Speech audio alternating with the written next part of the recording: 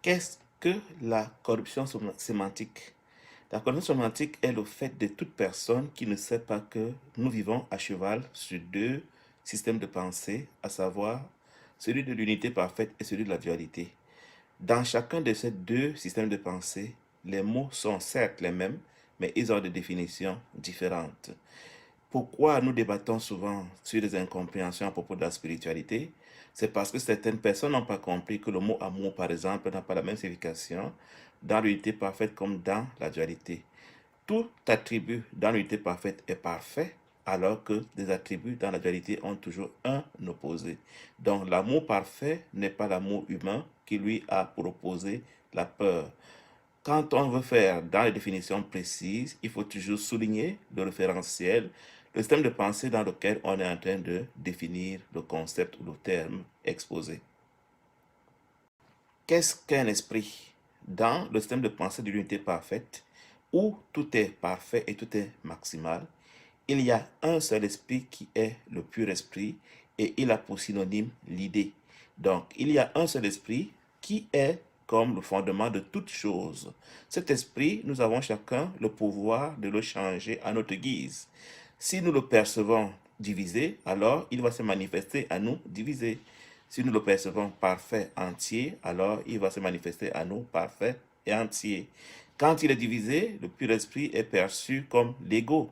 Quand il est entier, le pur esprit est perçu comme le seul esprit qui fait la seule réalité dont nous allons encore parler. Dans notre langage à nous de la dualité, l'esprit a souvent été entendu comme une entité dans l'unité parfaite. L'esprit est l'idée, l'idée est l'esprit et il n'y a rien d'autre. Qu'est-ce que le pur esprit? Le pur esprit est la seule idée réelle qui fait la seule réalité qu'est le ciel et qui fait tout ce qui est réel. Il est aussi appelé l'idée d'amour. Il est la seule idée qui ne peut pas être divisée parce qu'il a été créé parfait et il a donc des attributs maximum. Donc, tout ce qui est pur esprit est au ciel et cela est réel et cela ne change jamais, cela est éternel. Si quelque chose change, alors cette chose n'existe pas réellement. Elle est rêvée par la conscience qui est en train de voir cette chose. Donc, le pur esprit, je le disais, est l'idée qui ne peut pas être divisée par opposition à l'ego, qui est l'idée qui a été divisée seulement du fait de la pensée de la conscience qui voulait nier la réalité du pur esprit que nous sommes tous. Qu'est-ce que l'ego? L'ego est l'idée qui a été divisée, l'idée du pur esprit qui a été imaginée divisée. Dans la mesure où le pur esprit ne peut pas réellement être divisé, alors il a été divisé dans le rêve. Donc l'ego est l'idée rêvée, il est la version rêvée du pur esprit, il est le pur esprit qui a été manipulé, changé par un rêveur. Nous pouvons imaginer le pur esprit comme une vapeur magique que chacun peut changer seulement par sa pensée. Dieu ne change jamais le pur esprit, et le pur esprit reste parfait pour lui, mais son fils que je suis, dans mon rêve, j'ai décidé de penser différemment du pur esprit, je l'ai perçu différemment et il est devenu l'ego grâce auquel j'ai pu manifester les formes et les symboles que je vois, y compris l'univers et mon corps. C'est ainsi que le monde a été inventé. Qu'est-ce que Dieu? Je voudrais d'abord préciser que pour définir les termes selon un cours en miracle, il faut toujours penser que tout est une idée. Dieu est une idée, le Christ est une idée et toute création est une idée. Dieu est donc la seule idée qui est au ciel, le seul résident du ciel. Tout être au ciel est Dieu et l'ensemble des êtres du ciel est aussi Dieu. Au ciel, il n'y a pas de Christ, il n'y a pas de Guy, il n'y a pas de Jésus, il n'y a pas de Thomas, il n'y a pas de Paul, il n'y a que Dieu et Dieu lui seul. Je fais une petite nuance entre le Créateur et Dieu. Le Créateur est le pur esprit qui a créé le Fils, le pur esprit créé, mais c'est le Créateur et la création qui font Dieu. Le Créateur est Dieu et la création est Dieu. Mais le Créateur fut le premier qui a donc créé la création à son image et selon sa ressemblance, tel que les deux sont le même pur esprit. Qu'est-ce que le Christ? Il faut d'abord dire qu'il n'y a pas de Christ au ciel, il n'y a que Dieu au ciel.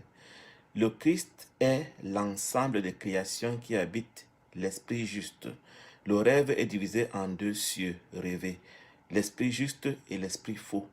Dans l'esprit juste, il y a un seul être qui est le Christ. Tous sont le Christ dans l'esprit juste, comme tous sont Dieu au ciel. Donc le Christ est à la fois l'ensemble des créations qui sont dans l'esprit juste et il est en même temps le modèle de ces créations. Donc chacun est le Christ et tous sont collectivement le Christ ou le Fils de Dieu selon un courant miracle.